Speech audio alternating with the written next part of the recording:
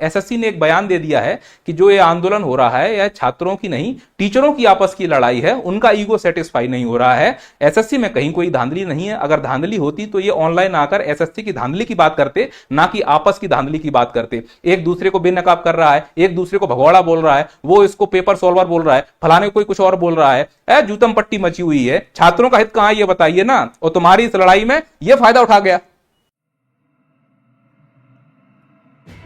SSC के छात्रों ने जिन समस्याओं से परेशान होकर आंदोलन किया था, उस आंदोलन की खबर जाए तिलंजे में। अभी पूरे देश को इस बात की चिंता है कि इन दोनों की जो कुकर मुत्ते वाली लड़ाई हुई है उसमें जीत किसकी हुई है।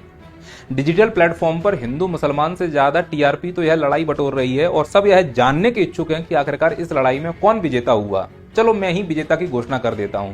यह जो कुकर मुत्ते वाली लड़ाई हुई ना, इसमें जीत हुई है सरकार की और हार हुई उन छात्रों की जो इन शिक्षकों के भरोसे रामलीला मैदान पर पहुंच गए थे, इस उम्मीद से कि यह शिक्षक निश्चित रूप से हमारी आवाज उठाएंगे और एक साथ एकजुट होकर सरकार तक यह खबर पहुंचाएंगे कि छात्र बहुत परेशान है। तो क्या रामलीला के मैदान पे इकट्ठे होने से इनकी समस्याएं कम हुई? नहीं, उल्टा ये कुकर मुत्ते की लड़ाई की वजह से छात्रों की समस्याएं और बढ़ गईं। पहले छात्रों की केवल इतनी समस्या थी कि छात्रों को आपस में एक दूसरे को ये कन्विंस करना था कि उन्हें सरकार से लड़ना है। अब छात्रों के ऊपर एक नई जवाबदारी आ गई है। अब छात्र एक दूसरे को ये कन्विंस कर रहे हैं कि हमें शिक्षकों को आपस से लड़ने से रोकना है। क्या जमाना आ गया, एक समय था कि शिक्षक छात्रों से कहते थे आपस में मत लड़ो। इस अमृत काल में छात्र शिक्षकों से कह रहे हैं कि तुम आपस में मत लड़ो। छात्र तो बेचारा अभिमन्यु हो गया है जो पिस रहा है इन अपने द्रोणाचार्यों की आपस की लड़ाई में। और मैं इन द्रोणाचार्यों से यह कहना चाह रहा हूं कि ऑनलाइन प्लेटफॉर्म पर आकर तुम अपनी अपनी सफाई देने से अच्छा इस मुद्दे पर बात करो कि जो एसएससी की वास्तविक समस्या है उनका समाधान कैसे हो सके और उसकी रूपरेखा कैसे तैयार की जा सके। लड़ाई के लिए बंद कमरा है, रख लीजिए, और अगर लग रहा है कि लड़ाई पर्याप्त रूप से नहीं हो पा रही है तो मैं एक रामलीला के मैदान पर और आंदोलन कर देता हूं। उसमें सिर्फ इन्हीं महारथियों को बुलाया जाएगा, मैं एक अखाड़ा खोद दूंगा और उसकी एम्पायरिंग मैं खुद कर लूंगा और फिर लड़वाऊंगा। जो जीतेगा उसको किसी आंदोलन का नेतृत्वकर्ता बना दिया जाएगा। अगर लड़ाई इसी बात की है कि सीनियर कौन है, श्रेष्ठ कौन है, कौन आंदोलन को लीड करेगा, जबकि लड़ाई ये होनी चाहिए थी कि आखिरकार कैसे भी करे, कैसे छात्रों की मांगों को पूरा करवाना है, सरकार को झुकाना है, सरकार जो गलत कर रही है उसको एहसास दिलाना है। बजाय इसके हम आपस में लड़ने लगे हुए हैं। और यह लड़ाई अगर 1% भी जायज होती तो मैं इस लड़ाई के मुद्दे पर वीडियो ही नहीं बनाता। हो सकता है आप में से कई लोग बोलें कि तुम इस प्रकार के मुद्दों पर वीडियो इसलिए बनाते हो जिससे तुम्हें ज्यादा से ज्यादा व्यूज मिल सके। आप एकदम सही बोल रहे हो। यह यूट्यूब चैनल इसीलिए बनाया गया था।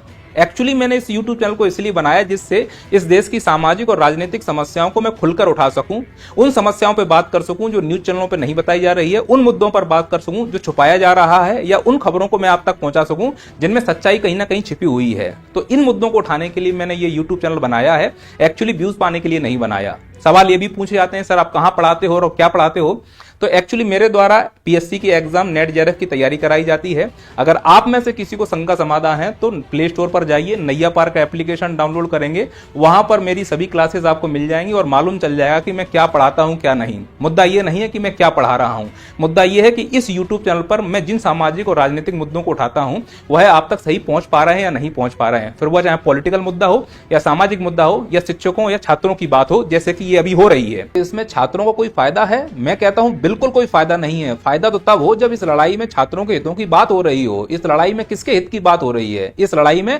इन्हीं शिक्षकों के हित की बात हो रही है। इस लड़ाई में अगर आप देखोगे तो छात्रों के हित को ध्यान में नहीं रखा गया है। यह लड़ाई छात्रों की लड़ाई नहीं है। यह जो ऑनलाइन लड़ाई हो रही है यह ईगो की लड़ाई है। यह लड़ाई सर्वश्रेष्ठ दिखाने की लड़ाई है। यह लड़ाई यह दिखाने की है कि लीडर कौन है। और इस लड़ाई से किसको फायदा होगा? छात्रों को कभी नहीं हो सकता। इस लड़ाई से पहला फायदा होगा इन्हीं टीचरों को जो लड़ रहे हैं। ध्यान से देखो ये लोग ऑनलाइन कितने भयंकर तरीके से लड़ते हैं और फिर बाद में एक ऑफिस में आकर इकट्ठा हो जाते हैं। पहले लड़ाई का वीडियो डालते हैं तो पब्लिसिटी मिलती है, फिर एक साथ आने का वीडियो डालते हैं तो पब्लिसिटी मिलती है, आपस में लड़ते हैं, फिर एक ही प्लेटफॉर्म पे आकर पढ़ा रहे होते हैं। समझना, यह अपना उल्लू स्पष्ट रूप से सीधा कर पा रहे हैं, क्योंकि इस ऑनलाइन प्लेटफॉर्म पर आपको अगर पब्लिसिटी मिल रही है तो इसका मतलब है आप मार्केट में बने हुए हो। सोच कर देखो, दोनों आपस में लड़ गए, इनके भी मिलियन में व्यू है, उनके भी मिलियन में व्यू है, इनको भी बच्चों तक रीच मिल गई, उनको भी बच्चों तक रीच मिल गई। जैसे ही बच्चों तक रीच मिल गई तुरंत एक आएगा बोलेगा 99 रुपए में कोर्स बेच रहे हैं हम, खरीद लो। समझ रहे हो मेरी बातों को? इसके अलावा कोर्स तो बिक ही रहा है, चूंकि अब लाइमलाइट में आ गए हैं, आपस में लड़ गए हैं, अपने आप को श्रेष्ठ बता रहे हैं, छात्रों की बात कोई कर नहीं रहा है, तो तुरंत सोशल मीडिया पर वह नेशनल न्यूज बन जाएगी। तो नेशनल न्यूज वालों को भी टीआरपी चाहिए, तो इनको तुरंत इंटरव्यू में बुला लेंगे। कुछ पॉडकास्ट वाले हैं, छिले अंडों की तरह दिखते हैं, वो इनको पॉडकास्ट में बुला लेंगे। पॉडकास्ट में बुलाकर फिर वही घिसे पिटे सवाल पूछे जाएंगे, वो अपने आप को महान बनाने का प्रयास करेंगे, छात्रों के हितैषी बताने का प्रयास करेंगे। ओवरऑल वो अपनी छवि सुधारने में, अपने आप को लीडर बताने में, अपने आप को श्रेष्ठ बताने में पूरा दिन गुजार देंगे। पर फायदा किसको? छात्रों को? बिल्कुल नहीं।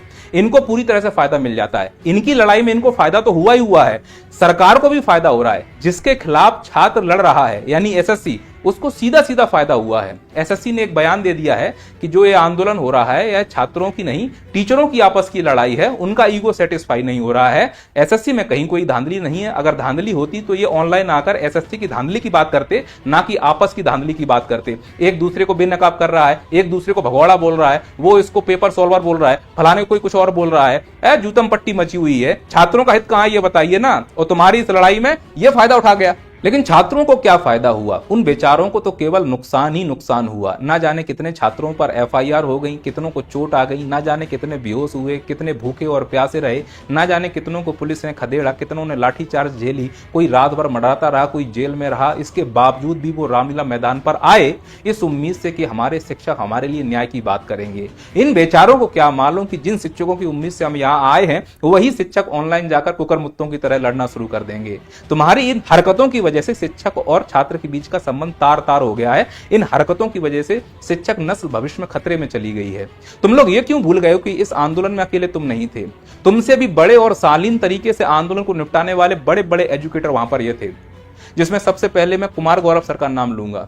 इनकी कभी कोई कंट्रोवर्सी सुनी है? और इनसे ज्यादा अगर कोई लाइव लेके आया हो बता दो मुझे इस यूट्यूब की दुनिया में। एजुकेशन में एक ऐसा नाम ईमानदारी से मेहनत करके शालीनता से अपने शिक्षक होने का परिचय दिया और कानून के हिसाब से आंदोलन को लीड किया, और जो कानून में परमिशन दी गई थी उसका उन्होंने अनुसरण किया, और अनुसरण करने के बाद जैसा प्रावधान था उस प्रावधान के अनुसार आंदोलन भी किया। और केवल कुमार गौरव ही नहीं, मध्य प्रदेश के जाने माने प्रशिक्षित एसएससी के किंग कहे जाने वाले गौरव सर, जो सीएमसी के डायरेक्टर हैं इंदौर में, वो भी वहां पर पहुंचे हैं। इनकी भी कभी कोई कंट्रोवर्सी आपने सुनी हो? माना हुआ टीचर है मैथ का मध्य प्रदेश में, इसके बावजूद भी शांति से मेहनत करते हैं और उस मेहनत को उस मुकाम तक ले गए हैं। कई सारे सिलेक्शन हुए हैं। रॉ WA रोजगार वित्त अंकित श्री अंकित सर, कभी कोई कंट्रोवर्सी सुनी हो? कितने बड़े व्यक्तित्व, कितने बड़े टीचर हैं। और इनके अलावा दिल्ली के ही बड़े टीचरों की बात करूं, नीतू मैम को ही ले लो, चलो ये तो कंट्रोवर्सी में रहते हैं। राकेश सर को ले लो, मैं तो कहता हूं नीतू मैम तो एसएससी की क्वीन है। ये भीष्म पितामह है एसएससी के मार्केट में, और उन्होंने भीष्म पितामह जैसा काम करके दिखाया भी है। ठीक वैसे ही जिस प्रकार से महाभारत में जब द्रौपदी का चीरहरण हो रहा था तो भीष्म पितामह चुप बैठे थे, ऐसे ही जब इन शिक्षकों की लड़ाई हो रही थी और छात्रों के विश्वास का चीरहरण हो रहा था तब भी भीष्म पितामह चुप बैठे रहे थे। जब चीरहरण हो गया फिर भीष्म पितामह ने आकर अपनी सफाई दे दी। इनको उस स्तर पर माना जाता है। राकेश सर का मतलब है एसएससी का गढ़, एसएससी का खूंटा। और मैं मानता हूं जितने भी एसएससी में टीचर मैंने मिला हूं और समझा हूं, जितने डिप्लोमेटिक और जितने समझदार व्यक्ति राकेश सर हैं, और किसी में इतनी समझ और ना ही इतना डिप्लोमेसी है। उन्हें मालूम है कि किस व्यक्ति को कैसे ट्रीट करने हैं, किस जवाब को किस प्रकार से रखना है। उनको मालूम है कितना आगे जाना है, कितने पीछे होना है। उनको आगे की सब चीजें समझ में आती हैं कि कहाँ नुकसान होगा, कहाँ फायदा होगा। और वो पहले से भांपने वाले व्यक्तियों में मुझे मालूम है कि इस आंदोलन की दिशा यहाँ होने वाली है, यहाँ पर एक चोट खाया जाएगा, यहाँ पर मुझे ये कदम उठाना है और यहाँ पर इस प्रकार की परेशानियां हो सकती हैं। जो व्यक्ति भविष्य की चीजों को भांप सकता है, अगर उस व्यक्ति की नाक के नीचे इस प्रकार से आंदोलन की असफलता, इन दोनों की लड़ाइयां हो रही हैं, तो मैं मानता हूं कि भले ही आप भीष्म पितामह हो, लेकिन आप वैसे ही भीष्म पितामह बन गए हो जैसे महाभारत में हुआ करते थे।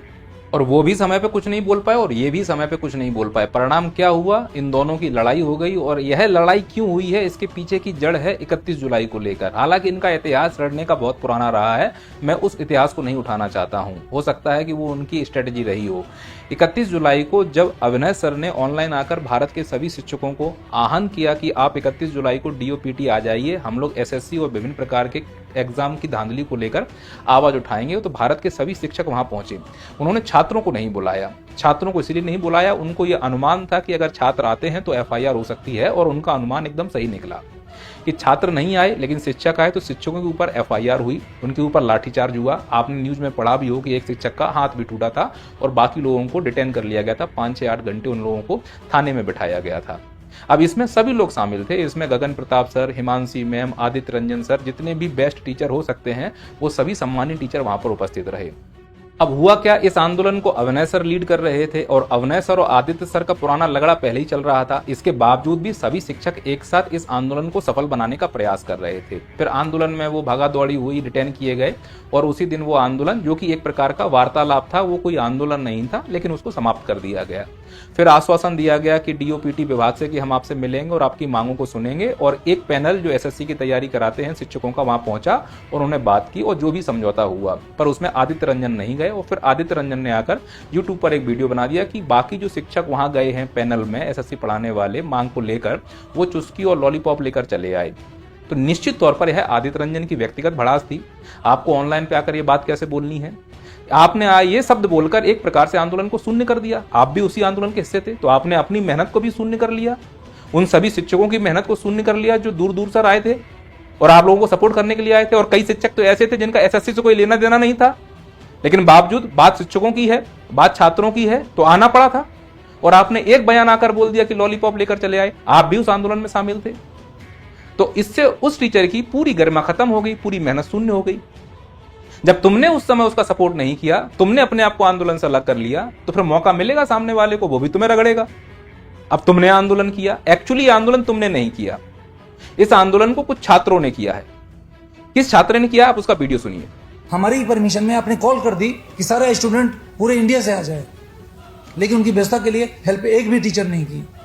तो बोथ साइड से जो है रॉन्ग हमारे साथ हुआ है। टीचर भी हमारे साथ खूब रॉन्ग किए हैं, पुलिस वालों ने तो रॉन्ग किया ही है।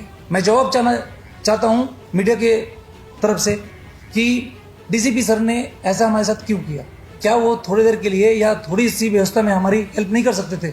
तो ये छात्र जो अपनी समस्या बता रहा है, पूरी परमिशन से लेकर सब चीजों को लेकर पूरा बैकग्राउंड पे यही बेचारे काम करते रहे और लास्ट में इन लोगों को आरोप झेलने को मिला। बड़े दुख की बात है। चलो, इन लोगों के सहारे आदित्य रंजन सर ने उनको सपोर्ट भी किया, ये बात भी सही है, और पूरी भूमिका आदित्य रंजन सर ने बनाई और वहां पर वो रामलीला मैदान पर जाते हैं और व्यवस्थाएं करते हैं, इसमें कोई दो राय नहीं है। अब यहां पर बाकी टीचर सपोर्ट नहीं कर रहे हैं।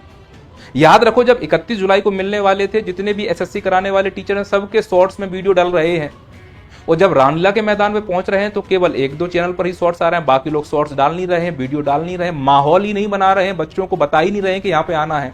वो पहले से अपने आप को कटा चटा दिखा रहे हैं कि भाई इस आंदोलन का हम हिस्सा नहीं है।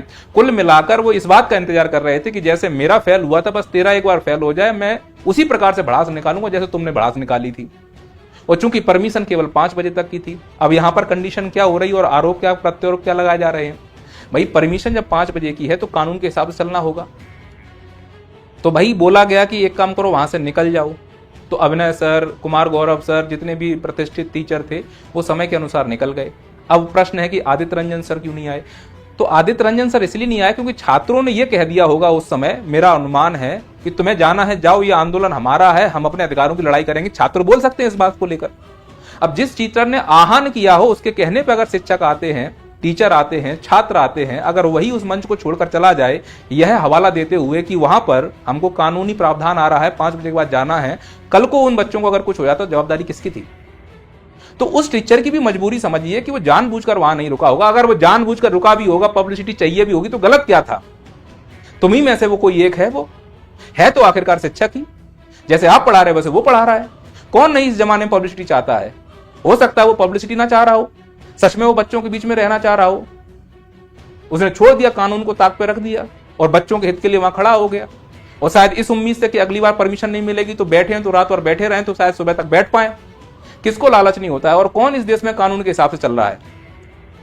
किसको कानून की पड़ी हुई है? सरेआम हमारे अधिकारों का हनन हो रहा है। ये कानून का उल्लंघन नहीं है क्या सरकार की नजरों में, कि 5 बजे से ज्यादा बैठ गए तो सरकार उल्लंघन मान रही है कानूनों का? तो आदित्य रंजन को इस बात के लिए टारगेट कर देना और अपनी भड़ास जाकर यूट्यूब पर निकाल देना, ये छोटी मानसिकता दिखाती है। ये समझती है कि कुंठा है तुम्हारे अंदर, तुम कुंठित थे, तुम इंतजार कर रहे थे कि कैसे भी करके आंदोलन फैल हो और जाके मैं अपनी भड़ास निकाल दूं, और तुमने वो भड़ास निकाली। ठीक वैसे जैसे आदित्य रंजन ने 31 जुलाई को भड़ास निकाली थी। तुम लोग टीचर कम, कुंठित ज्यादा हो, और तुम्हारी इस कुंठा के चक्कर में बच्चे परिणाम भुगत रहे हैं। गलत कौन है ना? उस समय आदित्य रंजन गलत था 31 जुलाई को, और अभी ये अभिनव सर गलत हैं। किसकी गलती नहीं है? और सबसे बड़ी गलती छात्रों की है, जो आंख बंद करके भरोसा कर रहे हैं। हीरो बनाना बंद कर दो, टीचर को टीचर मानो, सब चीजें सही हो जाएंगी। नेता को नेता मानो, सिस्टम को सिस्टम मानो, नेता को भगवान मान रहे हैं, हीरो को सेलिब्रिटी मान रहे हैं, सेलिब्रिटी को टीचर मान रहे हैं। तो परिणाम सामने आएंगे, सो आ रहे हैं। और ये आंदोलन के परिणाम तब तक निगेटिव आते रहेंगे जब तक हम लोग अकाउंटेबिलिटी नहीं लेंगे। आंदोलन में गलतियां होती हैं, जो गलतियां हो रही हैं अब हम सबको मिलकर उसी गलती को सही ठहराना है, ना कि गलती को लेकर किसी के ऊपर आरोप प्रत्यारोप करने हैं। और अगर ऐसा ही दौर चलता रहा तो भविष्य में छात्र आना ही बंद कर देंगे। आप खुद सोचो, आप लोगों के कितने कितने मिलियंस में फॉलोवर्स हैं। सभी ने आह्वान किया है, कितने बच्चे पहुंच गए रामलीला मैदान पर। उन्हें भरोसा कम होता जा रहा है शिक्षकों के ऊपर। इस चीज को क्यों नहीं समझ रहे हैं हम? और अगर छात्रों को शिक्षकों पर भरोसा नहीं होगा, छात्र इकट्ठा नहीं होगा, तो सरकार कभी भी छात्रों की बात नहीं सुनेगी। तो आपकी इस लड़ाई से कितना गहरा नुकसान हो रहा है उस चीज को फील कीजिए और अपनी रिस्पॉन्सिबिलिटी एसेस कीजिए। बड़ा आसान होता है किसी भी आंदोलन को बदनाम कर देना कि उसने ऐसा नहीं किया, आप भी थे, आप कर लेते। और जब कुछ कर नहीं पा रहे हो तो चुप रहो। जब हम कोई काम कर रहे होते हैं उस काम के हिसाब से काम को करना चाहिए। मैं ये मानता हूं। मैं एसएससी नहीं पढ़ाता, मैं पीएससी पढ़ाता हूं। इसके बावजूद भी एसएससी के छात्रों के लिए खड़ा हूं, भविष्य में भी खड़ा रहूंगा जितनी मेरी क्षमता है। मेरा इस वीडियो बनाने का उद्देश्य केवल यह है कि हमें एकजुट होने की आवश्यकता है। थोड़ी देर के लिए भूल जाइए कि आप बड़े टीचर हैं, आप बहुत अमीर टीचर हैं, आप लखपति करोड़पति टीचर हैं। बनाया किसने? नहीं, छात्रों ने तो बनाया है। जमीन पर आइए, पैरों को जमीन पर रखिए और फील कीजिए कि आप इतने बड़े कैसे बने। जिनके दम पे बने हैं उनके लिए लड़िए, जिनके दम पे बने उनके मुद्दों को उठाइए। जिनके दम पर बने हो उनके मुद्दों को ना उठाकर आप अपना ईगो सेटिस्फाई करोगे तो ये जस्टिफाई नहीं है। जो गलत है वो गलत है। उम्मीद है कि मेरी बातों से किसी को हर्ट नहीं होगा। मेरा उद्देश्य किसी को हर्ट करना नहीं है। छात्र हित सर्वोपरि है। मेरा जितना योगदान संभव हो सकता है मैं करूंगा। ऑनलाइन हुआ तो ऑनलाइन, ऑफलाइन हुआ तो ऑफलाइन। फिर वो चाहे छात्र एमपीपीएससी का हो या ना हो, बस वो छात्र है, ये मेरे लिए पर्याप्त है। मिलते हैं अगले वीडियो में। जय हिंद, जय भारत।